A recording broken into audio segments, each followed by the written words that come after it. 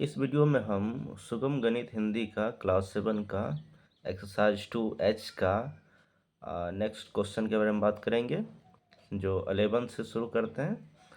तो क्वेश्चन है निम्नलिखित रिक्त स्थानों को इक्वल, लेस देन और ग्रेटर देन से भरिए। इक्वल हो गया, ग्रेटर देन और लेस देन, इसमें मतलब कि कंपेयर करना है। तो कंपेयर करने के लिए हम क्या करेंगे, जो क्वेश्चन दिया गया है -20/25 और -16/20, तो इसका जो डिनोमिनेटर है यानी कि जो हर है उसका एलसीएम निकाल लेंगे जो हमें मिलता है 100। उसके बाद क्या करना है, जैसे एडिशन या सब्सट्रैक्शन बनाते हैं उसी तरीके से इसको प्रोसेस करनी है। तो नीचे का टेबल पढ़ेंगे 21 यानी कि ये 25 से इसको डिवाइड करेंगे, एलसीएम को जितना आएगा तो फिर उसी को अंश और हर से उसी से मल्टीप्लाई कर लेंगे। तो 24 4 जा 100 होगा, तो 4 से मल्टीप्लाई किया गया। उसके बाद फिर इधर करेंगे 20 है तो 20 से भी इसको डिवाइड करेंगे और डिवाइड करने के बाद हमें 5 मिलेगा, तो 5 से ऊपर नीचे दोनों को मल्टीप्लाई कर लेंगे। ठीक है, तो इस प्रकार से हमें दोनों तरफ मिल गया और फिर क्या करेंगे, इसको मल्टीप्लाई कर लीजिए। तो 24 जा 80 और माइनस है तो माइनस आ गया, और 25 4 जा 100। तो इस प्रकार से ये सॉल्व हो गया। फिर राइट हैंड को भी इसी तरह से हम सॉल्व कर लेंगे। 16 5 जा 80, माइनस है तो माइनस, और 25 जा 100। ठीक है, अब यहाँ पर ये समझना है कि माइनस दोनों तरफ है और डिजिट भी दोनों तरफ सेम है, इसलिए ये इक्वल है, तो फिर ये इक्वल साइन हम यहाँ पे डाल देंगे। ठीक है, ये था इसका प्रोसेस। फिर नेक्स्ट, और इसमें जो रेस्ट बचा हुआ क्वेश्चन है बी सी जो भी हो, वो भी इसी तरीके से बनाना है। ठीक है, अब नेक्स्ट में देखते हैं 12 नंबर क्वेश्चन। निम्नलिखित को बढ़ते हुए क्रम में लिखें। ये भी कंपैरिजन ही है, तो पहले सबको हम क्या करेंगे, सबके हर को यानी कि डिनोमिनेटर को सेम करेंगे। सेम करने के लिए हमें सबका एलसीएम लेना होगा। तो ये 6 24 9 12, ये सब का हम एलसीएम निकालेंगे जो 72 आता है। ठीक है, उसके बाद 1 बाय 1 हम सबको प्रोसेस कर लेंगे। नीचे का टेबल पढ़ेंगे कितने बार में ये 72 आएगा। अब कहिएगा ये तो आएगा नहीं, नहीं आएगा तो इससे को डिवाइड कर लेंगे इससे। ठीक है, 6 से इसको डिवाइड करेंगे तो हमें मिलेगा क्या, कोसेंट के रूप में 12 मिलेगा। तो ऊपर नीचे दोनों को 12 से मल्टीप्लाई करेंगे। ठीक है, फिर दूसरा आ गया 11/-24, तो फिर 24 से इसको डिवाइड करेंगे जो हमें 3 मिलेगा। तो फिर 3 को ऊपर नीचे से मल्टीप्लाई कर देंगे। फिर नेक्स्ट देखते हैं 4/9, इसमें भी हमें वही करना है।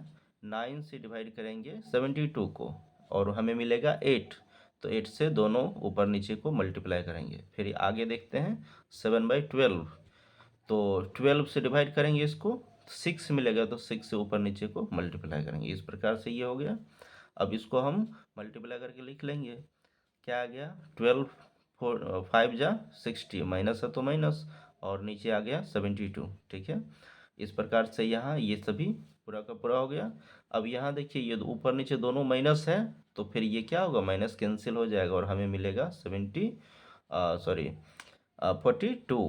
7 6 जा 42।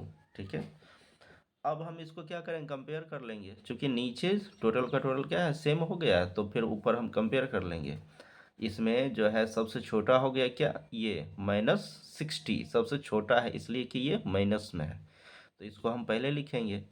और फिर इसके बाद हो गया इससे बड़ा, ये -60 से बड़ा होगा -33। ठीक है, ये लिख लेंगे।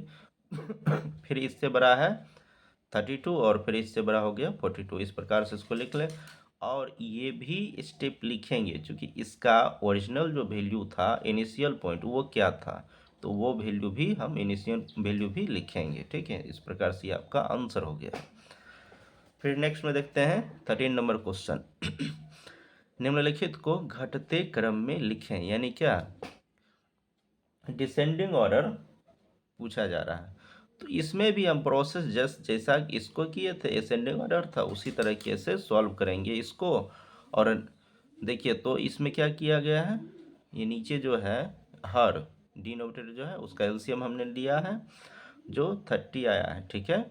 फिर वही बात यहाँ भी करनी है, इसको यहाँ लिखिए और नीचे से जो 5 आता है इससे इसको डिवाइड करेंगे, 6 आएगा, 6 से मल्टीप्लाई करेंगे, इसमें फिर 7/10 को क्या करना है, नीचे जो है उसका उससे डिवाइड करेंगे, इसको 3 आएगा, 3 से मल्टीप्लाई करेंगे, फिर इसमें 15 से डिवाइड कीजिए, 2 आएगा, 2 से मल्टीप्लाई कर लीजिए, फिर इसमें 30 है तो 30 से इसको डिवाइड कीजिए, 1 आएगा, तो 1 से मल्टीप्लाई कर लेना है।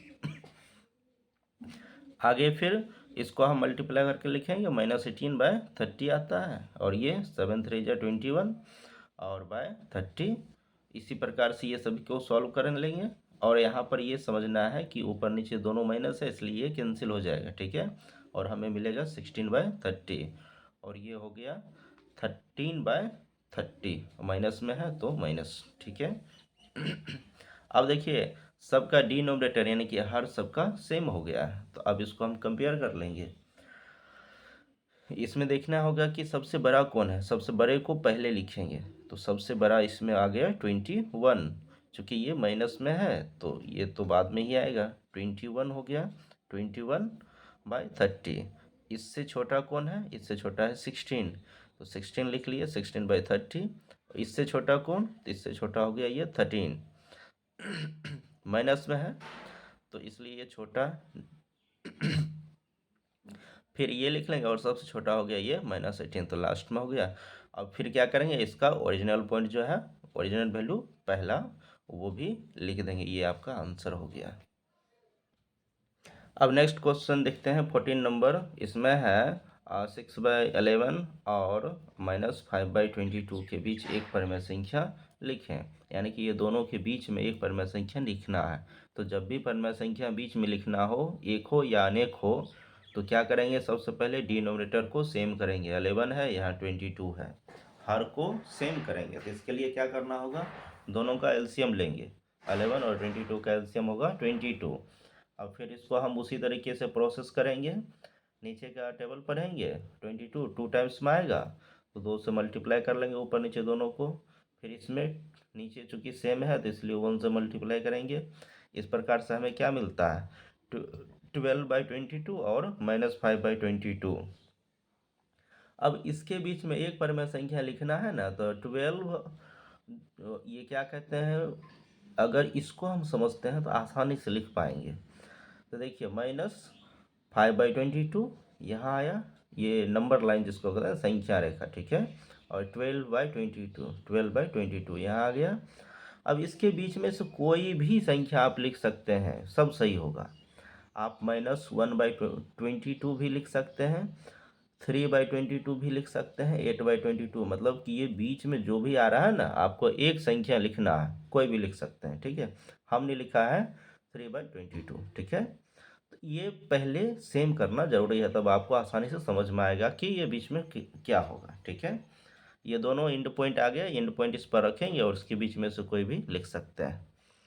फिर अगला नेक्स्ट है 15 नंबर क्वेश्चन, क्या बोल रहा है, 9/4 और 4/3 के बीच में दो परिमेय संख्या, यानी कि जस्ट लाइक क्वेश्चन ऐसा ही है, जो ये क्वेश्चन है वही ये है। तो इसी प्रकार से इसको सॉल्व कर लेना है, ठीक है, ये इसको सॉल्व करना यहाँ हमने ज़रूरी नहीं समझा।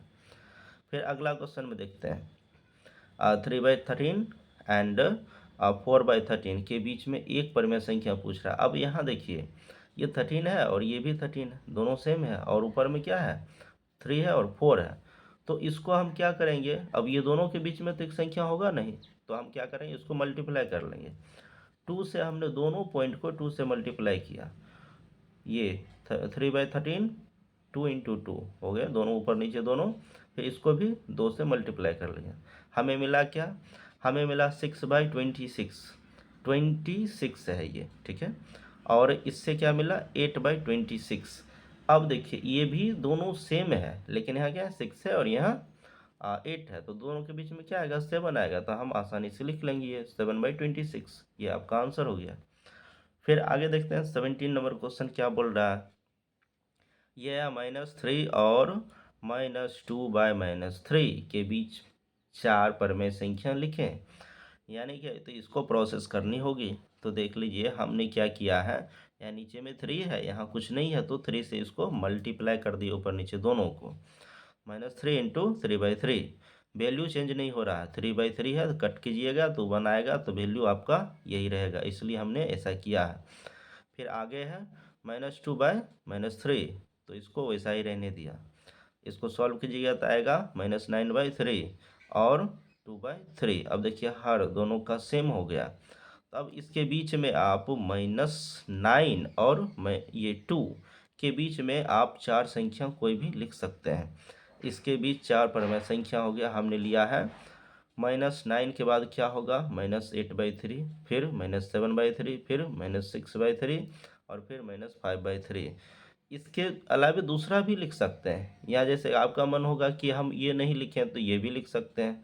अगर मन होगा कि इसमें से कोई नहीं लिखें तो -4, -3, -2 इस प्रकार से आप लिख सकते हैं। कोई भी गलत नहीं होगा, सब सही होगा। अब लास्ट में एक क्वेश्चन बच गया है, इसमें देखते हैं क्या है। तो 18 नंबर क्वेश्चन बोल रहा है -1 और 7/4 के बीच एक धनात्मक और एक ऋणात्मक परमेय संख्या लिखें। धनात्मक मतलब पॉजिटिव और ऋणात्मक मतलब नेगेटिव संख्या लिखना है। तो यहाँ पर हम संख्या रेखा का मदद लेंगे। कैसे लेंगे, तो पहले इसको हम क्या करते हैं, इसके हर को सेम कर लेते हैं। तो यहाँ पर 4 है, तो इसको ऊपर नीचे 4 से मल्टीप्लाई कर लेते हैं। -1 को ऊपर नीचे 4 से मल्टीप्लाई किए और ये तो जस्ट का तस रख दिए, ठीक है।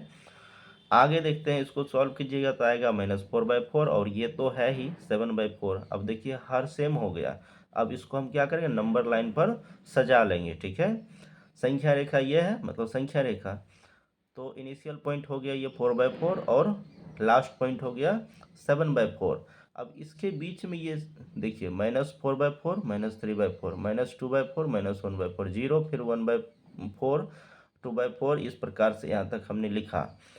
उसके बाद ये 0 से इधर जाइएगा तो ऋणात्मक संख्या और 0 से उधर जाइएगा तो धनात्मक संख्या। तो धनात्मक संख्या 0 से इधर और ये 7/4 के बीच में कोई भी आप ले सकते हैं। हमने लिया है 3/4। आप 1/4 भी ले सकते हैं, 2/4 भी, 4/4 भी, 5/4, 6/4, इस सब में से कोई भी ले सकते हैं। और एक ऋणात्मक संख्या यानी कि 0 से इधर और इससे इधर, ये 3 संख्या है, तीनों में से आप कोई भी ले सकते हैं। हमने लिया है -3/4। आप 2/4 भी -2/4 भी ले सकते हैं, -1/4 भी ले सकते हैं, ठीक है। इस प्रकार से ये एक्सरसाइज कंप्लीट हो